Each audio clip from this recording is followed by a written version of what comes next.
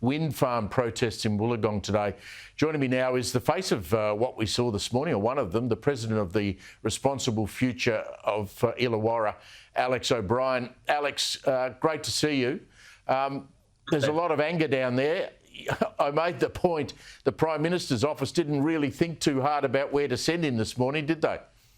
No, they didn't. And I think what you saw today was visibly the frustration of the community, in regards to this issue. But clearly many other issues. There are many passerbys as well that were not part of our group that were also walking past and letting our Prime Minister know how they felt. You and I have talked about this before. I mean, the community just does not want these turbines in the spot where they're going to be. They've already cancelled, the government, a project that was due to be built off the Central Coast. Give us an update on how your group's going and your confidence that you can get this stopped.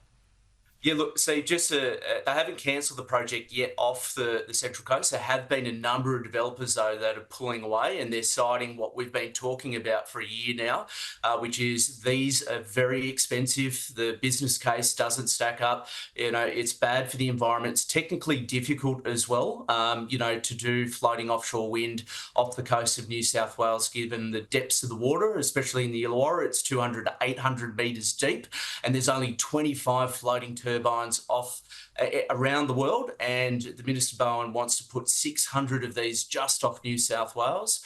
But yeah, look, our community is strongly against this, and again, 65% of the community, have opposed this. Developers are pulling out.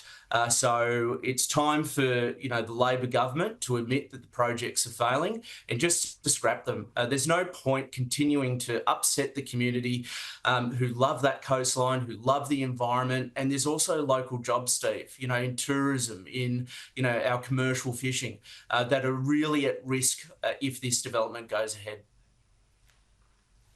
Alex, you must have laughed when the Prime Minister gaslit you today and said, these things are made out of steel. Yeah, we do. I had a look. There's a very tiny amount of Australian steel going into these turbines. Most of it's coming from China. So, fancy trying to pull that one on you.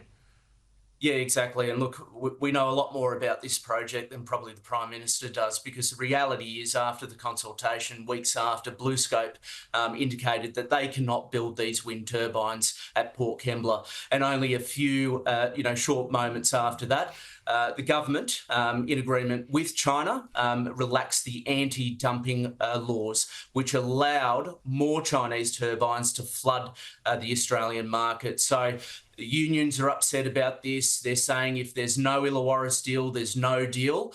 But it's clearly the Prime Minister does not understand the detail of this project, because there isn't going to be a lot of steel from the Illawarra going into these turbines. Alex, we'll keep in touch. Good luck with your campaign. I thought it was brilliant what you did today.